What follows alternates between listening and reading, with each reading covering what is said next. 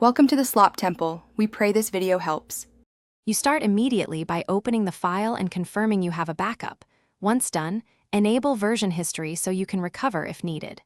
Next, switch to the tool that performs the one-click removal. This could be a macro, an extension, or the editor's rejects mode configured to match digits. Make sure the scope is correct. Current selection versus whole document.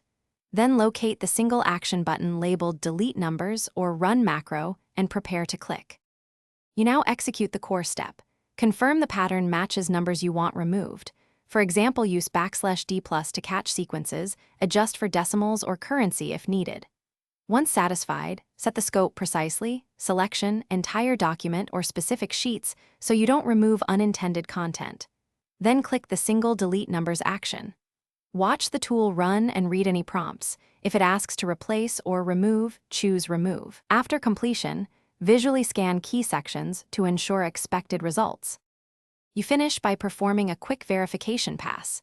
Scan headers, tables, and code blocks for accidental removals or remaining numbers.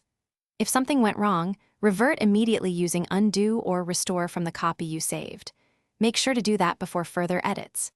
If numbers remain or formats were removed incorrectly, tweak the rejects to include decimals, %signs, or currency symbols, then rerun the one-click action on a narrowed scope. One key tip: always test on a small sample first. Thanks for watching. Consider subscribing if we helped you.